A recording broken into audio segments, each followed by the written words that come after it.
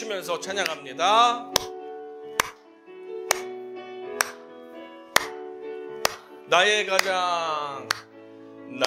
가장 낮은 마음 주님께서 기뻐하시고 작은 일에 큰 기쁨을 느끼게 하시는도다. 내가 지쳐 무력할 때 주님 내게 힘이 되시고 아름다운 하늘나라 내 맘에 주시는도다. 우리에게 축복하신 하나님 사랑 낮은 자를 높여주시고 아름다운 하늘나라 허락하시고 내 모든 것 예비하시네. 찬양함의 기쁨을 감사함의 평안을 간구함의 하나님 알도록 하셨. 나의 가장 낮은 마음. 이튿날 예수께서 갈릴리로 나가려 하시다가 빌립을 만나 이르시되 나를 따르라. 빌립은 안드레와 베드로와 한 동네 베세다 사람이라. 빌립이 나다나엘을 찾아 이르되 모세가 율법에 기록하였고 여러 선지자가 기록한 그 일을 우리가 만났으니 요셉의 아들 나사렛 예수니라. 나다나엘이 이르되 나사렛에서 무슨 선한 것이 날 수 있느냐? 와서 보라. 예수께서 나다나엘이 자기에게 오는 것을 보시고 그를 가리켜 이르시되 보라, 이는 참으로 이스라엘 사람이라. 그 속에 간사한 것이 없도다. 어떻게 나를 아시나이까? 빌립이 너를 부르기 전에 네가 무화과나무 아래 있을 때 보았노라. 라삐여, 당신은 하나님의 아들이시요 당신은 이스라엘의 임금이로소이다. 내가 너를 무화과나무 아래에서 보았다 함으로 믿느냐? 이보다 더 큰 일을 보리라.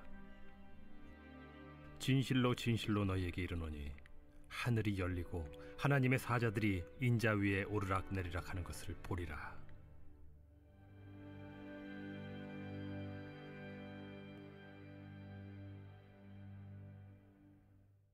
주님을 만나기 위해 먼저 버려야 할 것이 무엇일지 오늘 말씀을 통해서 한번 묵상해 보도록 하겠습니다. 10몇 년 전에 제 아내가 독일에서 유학을 하고 있었습니다. 그때 저와 저희 아내가 호감을 가지고 이메일로 소식을 주고받고 있었습니다. 그러다가 이제 방학을 맞아서 아내가 한국에 들어오게 되었고 저희는 자주 만나게 되었습니다. 만나보니까 점점 감정도 좋아지고 호감도 생겨서 이 자매하고 내가 사귀자고 해야 될까라고 하는 고민을 하게 되었습니다. 제가 누군가를 만나고 있다는 사실을 알게 된 친한 동생이 갑자기 이런 말을 하는 것입니다. 형, 대구 여자 별로예요. 제가 형한테 딱 맞는 너무 좋은 누나 소개시켜 드릴게요. 시간이 어떻게 되세요? 라고 저에게 이야기를 했습니다. 그래서 제가 어떻게 반응을 했을까요? 아이 고맙지 이랬을까요? 제가 그 친한 동생의 제안을 거절하고 계속 별로라고 하는 그 대구 여자를 만났고 오늘 행복한 가정을 이루게 되었습니다. 제가 만약에 그때 귀가 솔깃해서 별로라고 하는 그 대구 여성을 계속 만나지 않았다면, 다른 여자 서울 깍쟁이를 만났다면 제가 지금보다 더 행복할 수 있었을까요? 그러지 않았을 거라고 저는 생각합니다. 후배의 편견을 제가 거절하고 소신을 가지고 기도하면서 이 교제를 이루었기 때문에 지금의 행복한 우리 가정이 있다고 생각합니다. 보배를 찾고 싶으십니까? 그렇다면 선입견을 버리시기 바랍니다. 국어사전에 보니까 편견과 선입견을 이렇게 정의를 했습니다. 편견, 공정하지 못하고 한쪽으로 치우친 생각. 선입견, 어떤 대상에 대하여 이미 마음속에 가지고 있는 고정적인 관념이나 관점. 둘이 비슷합니다. 정확하게 사물과 현상을 보지 못하고 삐딱하게 한쪽으로 치우쳐져서 사물을 보고 사건을 볼 때 우리는 진실과 진리에 도달하기가 어렵습니다. 그것을 편견이요 선입견이라고 말합니다. 여러분, 동일한 사건에 대해서 뉴스나 신문이나 유튜브 매체에서 이렇게 방송하는 것을 보게 됩니다. 그런데 신기한 것은 똑같은 사건인데 정반대의 해설을 하고 있는 수많은 뉴스와 신문과 유튜브 매체들이 이 세상에 존재한다는 사실입니다. 내가 진리라고 믿는 그 사건에 대해서 반대로 진리라고 믿는 사람들이 이 세상의 절반 가까이 존재한다는 사실에 여러분 이상하지 않습니까? 다들 저마다의 세계관과 철학과 편견과 선입견으로 세상을 봅니다. 그러다 보니까 진리와 진실을 정확하게 보지 못하고 우리가 가짜이고 가짜와 진짜가 섞여 있는 것을 진짜라고 정말 믿고 있고 내가 진짜라고 말해주는 그 매체와 신문과 뉴스만 보고 있고 그러면서 나와 생각이 다른 사람들은 다 틀렸다 하며 무시하며 비난하며 우리가 이렇게 극단이 나눠져서 살고 있는 것이 오늘날입니다. 400년 전에 영국의 철학자인 프란시스 베이컨, 이 사람 생각하면 베이컨 음식이 먹고 싶은데 프란시스 베이컨이 이렇게 말했습니다. 인간의 지성을 고질적으로 사로잡는 우상과 그릇된 관념은 인간의 정신을 혼미하게 할 뿐만 아니라 우리가 얻을 수 있는 진리를 얻을 수 없게 만든다. 그러니까 쉽게 말하면 우리가 선입견과 편견에 자꾸 노출될수록 우리는 진리에 도달할 수 없다.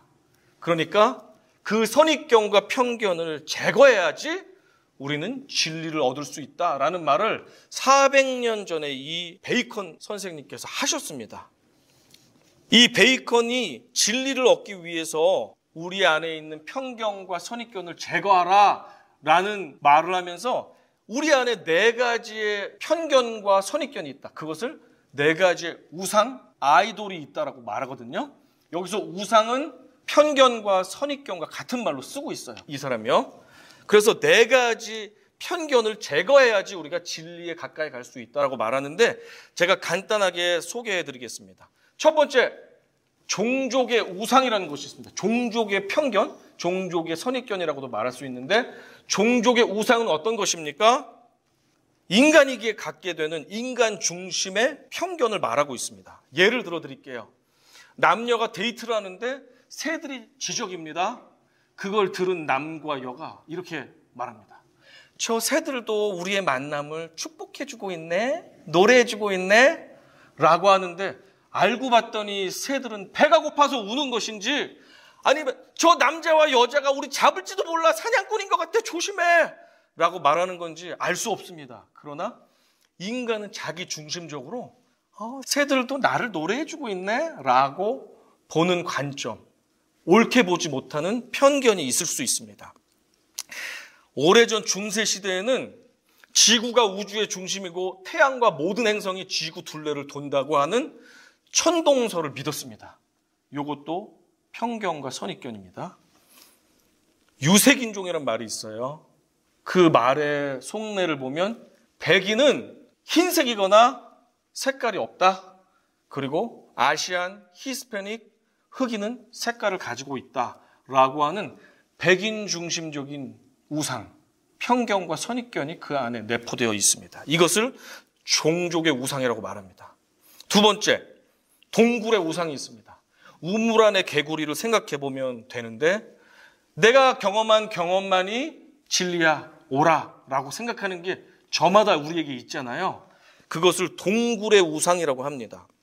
한 개구리는 동그란 우물 안에서 살았습니다. 하늘을 보니까 하늘이 동그래요. 한 개구리는 네모난 우물 안에서 살았어요. 항상 네모난 하늘만 봤어요. 얘네들이 우연히 우물 밖으로 나와서 서로 논쟁을 합니다. 하늘은 동그래. 진짜 모르는 소리 하네. 하늘은 네모네. 우물 안에서만 사는 사람들의 특징입니다. 한국에서 미국으로 유학을 오기로 결정한 영희가 뉴햄프셔에 살고 있는 철수에게 조언을 구합니다. 영희야, 미국은 겨울이 엄청 추워. 오리털 패딩이랑 두꺼운 이불 잔뜩 싸가지고 와야 돼. 철수야 고마워. 알았어. 많이 싸가지고 올게. 그리고 영희가 미국에 도착했습니다. 화가 나서 전화합니다. 야, 미국에 왔더니 여기 겨울인데 다 반팔만 입고 있네. 영희야, 거기 어딘데? 하와이. 자기의 경험에 갇혀 있으면 자기가 본 것만 옳다고 생각하는 것, 동굴의 우상입니다. 동굴 속에만 있어요. 세상 밖의 것을 알지 못합니다. 그리고 내가 보고 경험한 것만 옳다고 믿는 편견이 있습니다. 세 번째, 시장의 우상입니다. 이 시장의 우상이라는 것은 언어 소통 가운데 듣고 생각할 때 실제로는 존재하지 않지만 존재한다고 믿는 어떤 것입니다. 예를 들어 드리겠습니다. 지난주에 있었던 거, 과연 운명의 여신은 어느 팀에게 슈퍼볼의 영광을 안겨줄까요? 라고 말했습니다.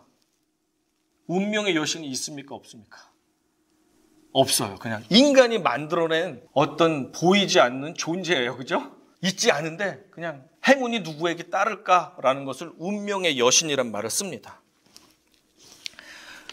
또 이런 것이 있습니다. 북극곰이 제일 좋아하는 사냥 먹잇감은 펭귄이다. 이런 말 들어보셨어요? 북극곰이 제일 좋아하는 먹잇감은 펭귄이다. 맞는다. 손 들어보세요. 맞는다. 자, 틀리겠다. 한번 손 들어보세요. 너무 조심스럽죠? 그런데 이제 분위기상 틀리다고 할 것 같습니다. 그죠? 틀립니다. 왜냐하면 저도 몰랐는데 북극곰은 오로지 북극에서만 산대요. 그리고 정말로 저 처음 알았는데 펭귄은 남극에서만 산대요. 나중에 확인해 보세요. 그래서 둘은 평생 한 번도 만날 수가 없대요. 그런데 누군가 북극곰이 제일 좋아하는 사냥감은 펭귄이다. 이 말은 그럴듯하지만 틀린 말, 오해, 편견이라는 것입니다. 이것이 언어의 편견, 시장의 우상이라는 것입니다. 네 번째, 극장의 우상이 있습니다. 극장의 우상, 옛날 400년 전에는 극장에는 권위 있고 주인공 같은 사람이 나와서 연사가 말도 하고 대화를 하잖아요. 그래서 전통적으로 계속 행해왔던 것들, 아니면 권위와 신뢰를 쌓은 사람이 말할 때 검증도 없이 무조건 맹신하고 맹목적으로 따른다라는 우상, 편견을 말하고 있습니다. 오래전에 히틀러의 말이라면 독일 사람들이 뭐든지 진리라고 믿었습니다. 그래서 게르만 민족이 다 전 세계를 통일해야만 된다라는 사실이 진짜라고 믿고 전쟁을 일으켰습니다. 지금도 마찬가지로 하버드대 교수 아무개가 연구를 했더니 이렇게 되었다라고 권위 있는 교수의 말, 의사 선생님의 말, 박사들의 말, 그들의 말이라면 오류가 없을 거라고 우리는 믿고 받아들입니다. 그렇죠. 그리고 예나 또 오늘날도 조금 있는데 교회의 강단은 하나님이 임하시는 지극히 거룩한 지성소이니 누가 감히 신발을 신고 강단 위로 올라오냐? 라는 말을 하죠. 옛날에 했고 저도 최근에 부교육자 생활을 할 때까지도 담임 목사님 신발 벗고 올라가라는 얘기를 하더라고요. 주일학교 예배실인데도 강단이 10cm 정도 높이인데 신발 벗고 올라가라고 그러더라고요. 그래서 주님은 어디서나 존재하시는데 거하시는데 특별히 저 강단이 특별히 기름 부은 장소라고 믿는 그런 극장의 우상이 아직도 있구나라는 생각을 제가 했습니다. 마찬가지입니다. 인간이 참 진리이신 예수 그리스도와 참 진리의 말씀이신 성경에 대해서 편견과 선입견과 오해를 가지고 다가가면 다가갈수록 우리는 참 진리 예수 그리스도와 말씀을 만날 수가 없습니다. 주님을 만나기 위해서 진리에 다가가기 위해서 우리가 먼저 버려야 할 것은 바로 선입견입니다. 지난 설교에서 우리는 세례 요한의 희생적인 전도를 통해서 그의 두 제자인 안드레 그리고 또 한 명의 제자로 추정되는 사도 요한이 전도받아서 예수님의 제자가 된 것을 보았습니다. 그리고 안드레는 자신의 형제 베드로에게 찾아가서 복음을 전한 사실을 보았고 모르긴 몰라도 사도 요한도 자신의 형제 야고보에게 찾아가서 복음을 전했을 가능성이 높다라는 것도 우리가 생각해 보았습니다. 그리고 예수 그리스도께서는 빌립에게 복음을 전하시면서 제자로 삼으셨습니다. 오늘 이 본문에는 이제 메시아를 만난 빌립이 기뻐가지고 자기의 친구인 나다나엘에게 복음을 전합니다.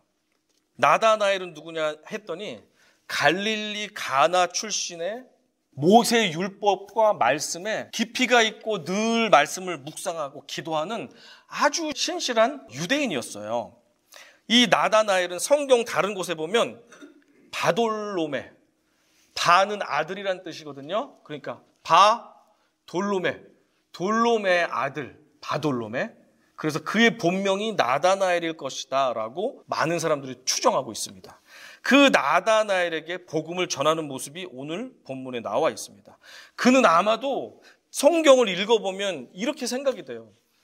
탈무드에 보면 유대 남자들은 하루에 한 번 이상 무화과 나무 아래에 앉아서 말씀을 읽고 기도해라 라는 권면을 많이 하는데, 아마도 모세 율법에 해박했던 나다나엘은 무화과 나무에 앉아서 오늘도 하나님의 말씀을 묵상했고 메시아가 어서 오시기를 간절히 기도했던 것으로 보입니다. 그런 나다나엘에게 빌립이 다가왔습니다. 그런데 빌립은 지혜로운 사람이었습니다. 그냥 아무렇게나 예수 믿고 천당 가세요 이렇게 그냥 전하는 것이 아니라 빌립은 늘 말씀을 읽고 연구하고 메시아 오시기를 사모했던 그 나다나엘의 성향과 그가 관심사가 무엇인지를 정확하게 알고 그 관심사의 전도의 접촉점을 딱 만드는 거예요. 접촉점을. 그래서 모세 율법에서 말하고 구약의 선지자들이 예언했던 그 메시아께서 오셨다. 우리가 그분을 만났다.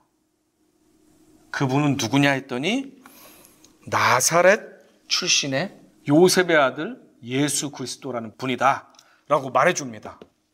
이 유대 사람들은 누군가를 소개할 때 그의 아버지, 누구의 아들, 그리고 그의 출신 지역, 나사렛의 예수, 어느 지역의 누구라는 두 가지 설명으로 사람을 소개했어요.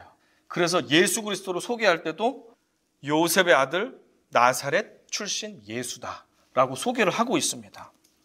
이렇게 빌립은 지혜롭게 그 전도 대상자의 최고의 관심사였던 메시아가 언제 어떻게 오실까라는 것에 대해서 접촉점, 네가 찾고 갈망했던 그 메시아를 우리가 만났어. 그분은 나사렛 예수야 라고 말하니까 깜짝 놀라면서 그러나 그 메시지를 거부합니다. 자, 46절 한번 읽어보겠습니다. 같이 읽어볼까요? 46절 시작. 나다나엘이 이르되 나사렛에서 무슨 선한 것이 날 수 있느냐? 빌립이 이르되 와서 보라 하니라.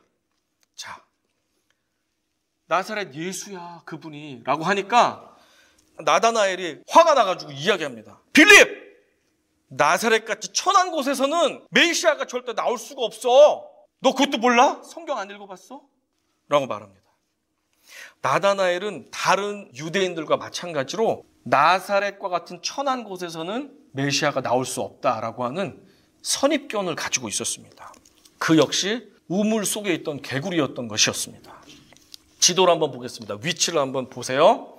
지도를 보면 밑에 있는 별표가 예루살렘이고 그 지역이 유대 지역입니다. 예루살렘에 가까울수록 자신들이 하나님의 백성이다라는 유대인의 정체성이 아주 강했던 지역이고, 중간 지역이 사마리아 지역이 있어요. 그 다음에 그 위쪽에 갈릴리 지방이 있습니다. 그런데 예루살렘과 유대 백성들은 사마리아는 역사적으로 이방인들과의 혼혈과 이 문화적인 섞임이 너무 많잖아요. 그래서 저들은 완전히 우리 민족이 아니다라고 하면서 사람 취급을 하지 않았습니다.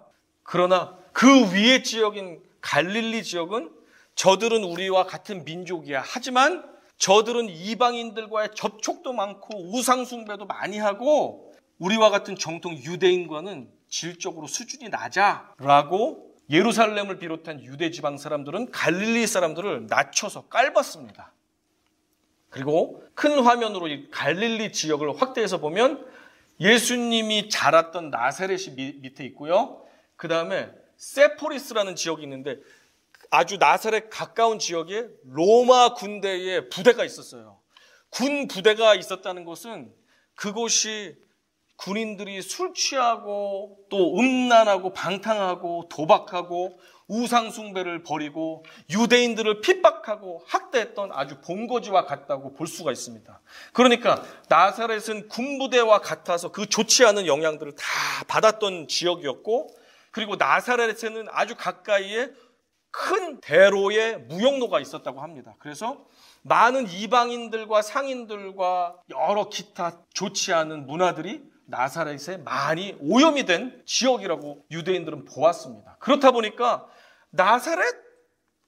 나사렛에서 선지자나 대단한 사람이 나온다는 성경 말씀이 전혀 없는데 무슨 메시아가 나사렛에서 나와? 라는 자기의 지식과 교육과 자기의 성경 연구의 결과 나사렛에서는 선한 것이 나올 수 없다라는 결론을 이미 그는 가지고 있었습니다. 자, 그리고 한 가지 더. 나사렛은 성경 말씀을 연구한 결과 메시아는 베들레헴에서 나와야만 되는 거예요. 나다나엘은 거기까지 알고 있었습니다. 미가서 5장 2절 한번 보겠습니다. 미가서 5장 2절. 베들레헴 에브라다야, 너는 유다 족속 중에 작을지라도 이스라엘을 다스릴 자가 내게로 나올 것이라. 그의 근본은 상고의 영원에 있느니라. 베들레헴에서, 다윗이 출생했던 베들레헴에서 영원한 왕이자 구원자가 나올 거라고 이스라엘 사람들은 믿고 있었는데, 나사렛? 그 천박한 동네에서 무슨 메시아가 나와? 그는 편견과 선입견에 꽉 차가지고 받아들일 수가 없는 거예요. 그러나 나다나엘은 거기까지밖에 몰랐습니다. 실제 예수님이 어디서 태어나셨습니까? 요셉과 마리아가 호적을 하기 위해서 베들레헴에 내려가서 났어요. 그래서 정말로 성경 말씀대로 예수님은 베들레헴에서 태어나셨거든요. 근데 나다나엘은 거기까지는 알지 못하는 거예요. 자기 우물 안에서 봤을 때 나사렛에서 메시아는 나올 수 없다 하면서 거부를 하고 빌립에게 화를 내었습니다. 동굴 안에 갇혀서 동굴 안에서 우물 안에서 세상을 보는 나다나엘, 그 모습을 보면 우리의 모습도 있습니다. 여러분도 그럴 때 있었죠? 이게 맞아! 라고 친구한테 목에 핏발이 서게 주장했는데 알고 봤더니 내가 틀렸네. 얼렁뚱땅 구렁이 담 넘어가듯이 넘어갔던 때가 창피하지만 여러분 가운데 가끔 있었어요. 그렇죠? 학창 시절에도 그렇고 직장 생활할 때도 그렇고 신앙생활 할 때도 그렇고 교회에서도 그렇고 있지 않으세요? 네, 고기 끄덕이신 사람은 정말로 간사함이 없는 나다나엘과 같은 진실한 사람이십니다. 네, 그렇습니다. 편견에 똘똘 뭉친 나다나엘에게 빌립이 포기하지 않고 제안을 합니다. 어떻게 제안합니까? 와서 보라. Come and see. 나다나엘, 한 번만 나를 믿고 따라와봐. 와서 예수님을 만나봐. 그리고 네가 판단해도 늦지 않아. 라고 하면서 와서 보라라고 말합니다.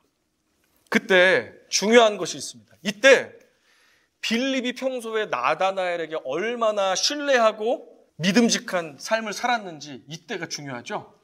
와서 봐라고 하는데 만약에 빌립이 내 돈도 여러 번 빌려가고 갚지도 않네, 거짓말하다 몇 번 들통도 났네, 빌립 저 녀석 믿을 수 없는 녀석이네 라는 마음이 있으면 어때요?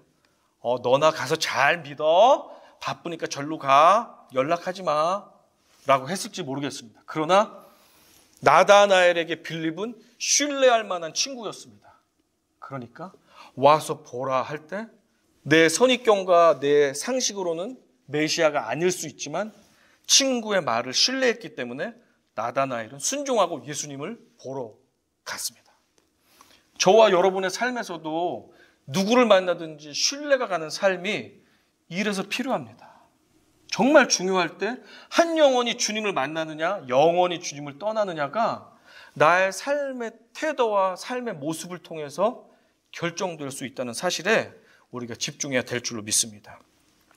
예수님께서 멀리서 나다나엘이 찾아오시는 것을 보셨습니다. 47절입니다. 예수께서 나다나엘이 자기에게 오는 것을 보시고 그를 가리켜 이르시되 보라, 이는 참으로 이스라엘 사람이라 그 속에 간사한 것이 없도다 라고 말씀하십니다. 천지를 창조하시고 우리의 머리카락 하나까지도 다 세시는 전지하신 예수님께서 나다나엘의 속마음을 꿰뚫어 보셨습니다. 간사함, 영어로는 deceit라고 하는데 속임이나 거짓이 없는 진실한 사람이다. 간사함이 없다. 저 사람은 정말로 참된 이스라엘 사람이다 라고 말씀하셨습니다. 이 간사한 사람을 생각할 때, 이스라엘이라는 말을 생각할 때 우리는 창세기에서 형을 속여먹은, 장자권을 뺏어간 간사한 인간 야곱을 생각하게 됩니다. 야곱은 속이는 자였고 남의 뒤꿈치를 잡아채는 자였고 간사한 자였습니다. 자기를 죽이려는 형을 피해서 20년이나 외삼촌에게 속아 중노동을 하면서 그는 그의 간사함도 선입견도 다 없어지게 되었고 드디어 하나님을 만날 수 있게 되었습니다. 형에게 돌아가는 그 순간 천사와 씨름을 했습니다. 그때 천사가 야곱에게 인정을 해줍니다. 너는 이제 이스라엘이다.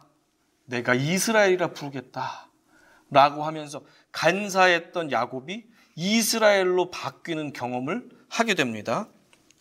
주님은 저와 여러분에게도 이렇게 말씀해 주시기를 원해요. 아무개야 자기 이름을 한번 불러보겠습니다. 자, 따라해 보세요. 요한아. 네, 요한아 하지 말고 자, 자기 이름으로 요한아, 참으로 너는 이스라엘 사람이라. 그 속에 간사한 것이 없도다. 네, 이 고백을 우리 주님께 듣게 되시는 저와 여러분 되기를 간절히 소망합니다. 이 칭찬을 듣고 나다나엘이 놀라서 물어봅니다. 저기 선생님, 초면에 신뢰되는 말씀인데 저를 어떻게 아시죠? 나다나엘은 예수 그리스도를 지금 태어나서 처음 보는 거예요. 저를 어떻게 알고 제 안에 간사함이 없다고 말씀하시죠? 라고 물었습니다. 주님은 나다나엘이 오기 전에, 빌립을 만나기 전에 어떻게 했습니까? 나다나엘이 무화과 나무 아래 앉아서 말씀을 묵상하고 메시아가 오시길 기도했던 그 모습까지도 다 보셨습니다. 그렇기 때문에 예수님이 내가 너 빌립 만나기 전에 무화과 나무 밑에 있었지? 내가 그 모습을 다 보았다. 나다나엘이 이 말을 들으니까 어떻습니까? 메시아가 오실 것이다 라는 말씀을 읽고 메시아여 우리를 구원해 주시옵소서 라고 간절하게 무화과 나무 밑에서 오늘 조금 전에 기도하고 지금 왔을지 모르겠습니다. 그런데 예수님께서 내가 네가 무화과 나무 밑에 있었던 것을 보았다라고 하니까 깜짝 놀라면서 나다나엘이 태도가 180도 변합니다. 49절을 이렇게 말합니다. 같이 읽어볼게요. 시작. 나다나엘이 대답하여 랍비여 당신은 하나님의 아들이시오니 당신은 이스라엘의 임금 1호소이다 라고 말씀합니다. 자, 수준 낮은 나사렛 출신의 무슨 이름도 없는 목수 아들이 메시아라고 확신이 없는 상태에서 빌립을 신뢰하면서 쫓아왔던 나다나엘이 예수를 만났습니다. 정말로 마음속까지 꿰뚫어보는 예수님의 그 칭찬 말씀을 듣고 그가 깨달았습니다. 이분이 정말로 메시아일 수 있겠네 하면서 고백합니다. 그전에는 무슨 나사렛 출신의 이름도 없는 아무개 아들에 불과했는데 이렇게 말합니다. 랍비여, 최고의 선생님을 말할 때 랍비여라고 한다고 했죠. 랍비여, 당신은 요셉의 아들이 아니라 하나님의 아들입니다. 당신은 나사렛의 동네 사람이 아니라 전체 이스라엘의 임금입니다 라고 그의 고백이 180도 바뀌는 것을 보게 됩니다. 자, 이 순간이 나다나엘에 가지고 있던 모든 선입견과 편견이 공중분해되면서 부서지고 없어지는 그 순간입니다. 이 놀라는 나다나엘에게 예수님께서 말씀합니다. 나다나엘아, 내가 무화과 나무 아래에 있다는 것을 봤다는 사실로 인해서 네가 놀라며 나를 메시아로 믿는구나. 그런데 놀라지 마. 앞으로 이것보다 훨씬 더 큰 것들을 네가 보게 될 거야. You will see greater things than these. 이것들보다 훨씬 더 커다란 것들을 네가 이제 보게 될 거야 라고 말씀합니다. 51절입니다. 또 이르시되 진실로 진실로 너희에게 이르노니 하늘이 열리고 하나님의 사자들이 인자 위에 오르락 내리락 하는 것을 보리라 하시니라. 자, 이 말씀은 창세기 28장 12절 말씀과 거의 같은 말씀이거든요. 창세기 말씀도 읽어보겠습니다. 같이 읽어볼까요? 시작. 꿈에 본즉 사닥다리가 땅 위에 서 있는데 그 꼭대기에 하늘에 닿았고 또 본즉 하나님의 사자들이 그 위에서 오르락 내리락 하고. 창세기 28장 12절 말씀입니다. 야곱이 형을 피해가지고 베델에서 노숙을 했습니다. 그 너무나도 속상하고 두렵고 떨리는 이 야곱에게 꿈에 하나님께서 보여주신 장면이 하늘이 열리면서 사닥다리가 땅까지 내려와 천사들이 오르락 내리락 하는 희한한 모습을 보게 되는데, 예수님께서 그 장면과 같은 말씀을 하시면서 네가 이 작은 것 보고 놀라니? 너는 하늘이 열리면서 내가 하늘에서부터 내려와 하늘의 온갖 이적과 축복과 기적을, 구원을 이 땅에 내려보내는 것을 다 보게 될 거야. 놀라지 마 라는 말씀을 하고 계십니다. 예수 그리스도께서는 저 천국과 죽을 수밖에 없는 이 땅을 이어주는 구원의 사닥다리입니다. 믿으십니까, 여러분? 아멘. 이때 51절에서 너희에게 라고 하지 않고 어떻게 합니까? 51절 보여주세요. 너희에게 이르노니 라고 말씀하시죠? 나다나엘아, 너에게 내가 말할게 라고 말하지 않고 너희에게 이르노니. 복수라는 말은 지금 듣고 있는 사람이 2명 이상이란 말이잖아요. 예수님이 왜 이런 말을 하셨을까? 아마도 그 지금 현장에는 나다나엘 말이 있지 않고 안드레와 요한과 혹시 안드레가 전도한 베드로 혹은 야고보가 있을 수도 있습니다. 나다나엘 이외 제자들도 이미 함께 자리에 있기 때문에 예수님이 너희에게 이른다. 너희 모두가 천국이 열리고 내가 내려와서 하나님의 역사와 구원의 섭리가 이루어지는 것을 너희들이 보게 될 것이다 라는 말씀일 수도 있고, 조금 더 나아가면 어떠냐면 너희에게라는 말 가운데 요한이 전해준 이 복음을 듣고 있는 저와 우리 모두에게도 천국이 열리면서 구원의 역사가 이 땅 가운데 일어나는 것을 너희가 보게 될 것이다 라는 말씀도 예수님은 암시적으로 우리에게 하고 계십니다. 지금까지 우리를 구원하신 주님께서 때때로 하늘문을 여시며 천사를 보내셔서 우리를 구원하실 때가 있으셨죠. 곤란할 때, 어려움 당할 때, 어떤 분은 군대에서 다치고 아플 때, 직장에서 곤란한 상황 가운데 있을 때, 친구 관계에 문제가 있을 때, 재정적으로 파탄 바로 직전 가운데 있을 때, 가정에 큰 위가 있을 때, 진로의 모든 문제들이 막혀 있을 때 주님께서 하늘문을 여셔서 사닥다리를 내려보내셔서 우리를 구원케 하신 그 역사들이 있으실 거 아니에요. 지금까지 신앙생활을 하셨다면 그것들이 앞으로 더 큰 것들도 너희들이 보게 될 것이다 라는 말을 장래의 이 복음을 듣고 있는 저와 여러분에게도 주님이 하고 계신다고 저는 믿습니다. 아멘? 아멘. 자, 이 간사함이 없이 오로지 주님만을 따라가는, 그래서 좁은 길도 마다하지 않고 따라가는 나다나엘과 같은 사람, 그리고 우리와 같은 사람에게 하나님은 응답해 주십니다. 우리가 주기도문을 통해서 우리가 간구할 때 주님은 응답해 주십니다. 이렇게 우리가 기도하죠. 주기도문에서 아버지의 나라가 임하시오며 뜻이 하늘에서 이루어진 것 같이 땅에서도 이루어지이다. 하나님의 뜻이 이 땅에서도 오늘 이곳에서 이루어 주십시오라고 우리가 주기도문으로 기도할 때 간사함이 없이 주님을 따라가는 그 자에게는 하나님께서 이 기도에 응답해 주시기로 약속하셨습니다. 전승에 따르면 자기의 목숨을 걸고 예수님을 따랐던 나다나엘, 그리고 예수님이 승천하신 후에 나다나엘은 소아시아 지역 여러 곳을 다니면서 복음을 증거했다고 합니다. 그리고 마지막에는 아르메니아 지역에서 복음을 전도하다가 붙잡혀서 살아있는 채로 잡혀 살가죽을 벗김당하게 되었고, 그가 십자가에 달려서 목이 참수되는 형으로 순교를 하였다라고 전해지고 있습니다.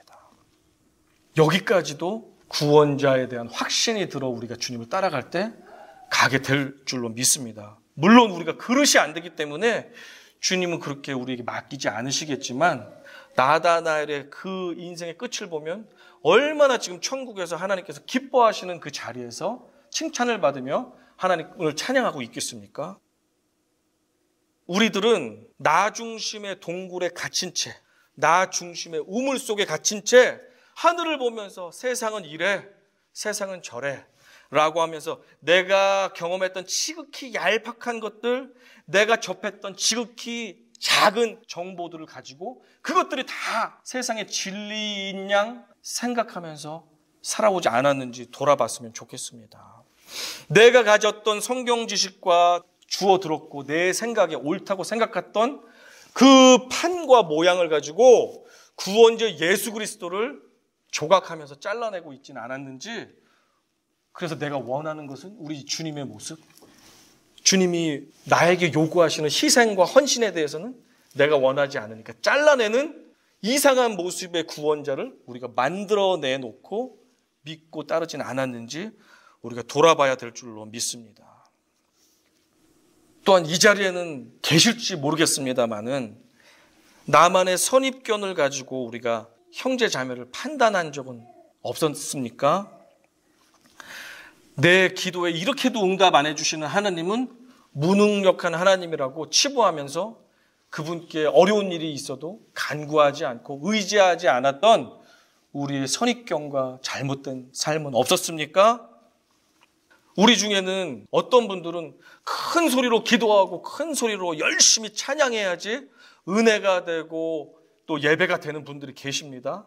또 어떤 분은 조용히 기도하고 조용히 말씀을 음미하는 것이 은혜가 되고 힘이 되는 분들이 계십니다.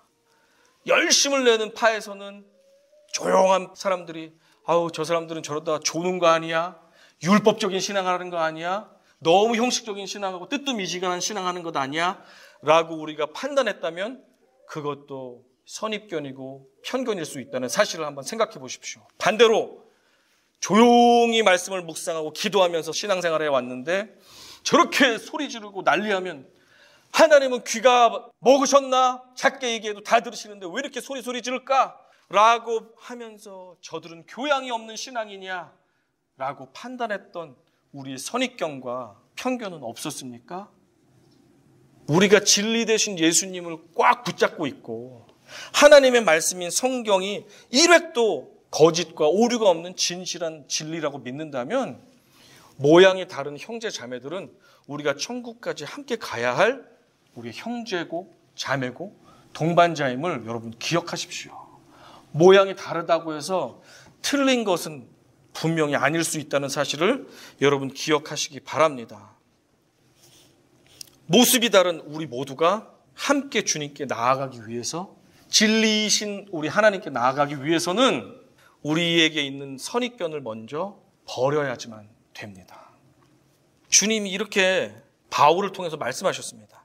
너희 안에 이 마음을 품으라 곧 그리스도 예수의 마음이니 길이요 진리요 생명이신 예수 그리스도께 나아가는 것을 방해하는 내 중심, 내 경험 중심, 내 지식 중심, 내 생각 중심의 선입견이 무엇입니까?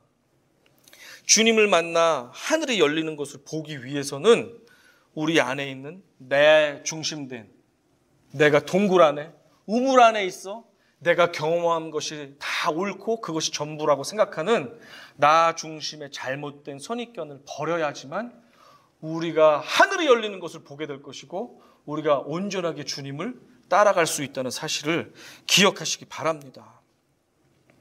그러기 위해서 겸손한 예수님의 마음을 품을 때 우리 안에 간사함들이 없어지고 선입견들이 사라지고 진실되게 올곧게 예수 그리스도의 진리를 따라갈 수 있게 될 줄로 확신합니다.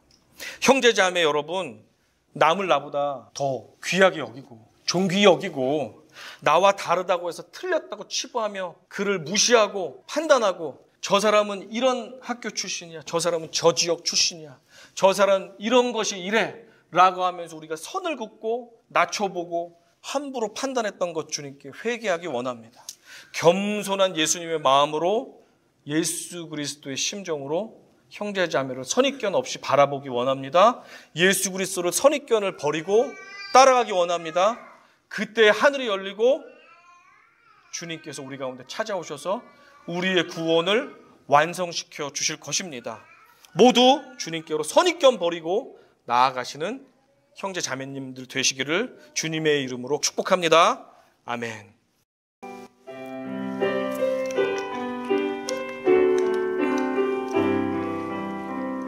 여기에 모인 우리 주의 은총 받은 자여라. 주께서 이 자리에 함께 계심을 하노라. 언제나 주님만을 찬양하며 따라가리니 시험을 당할 때도 함께 계심을 믿노라.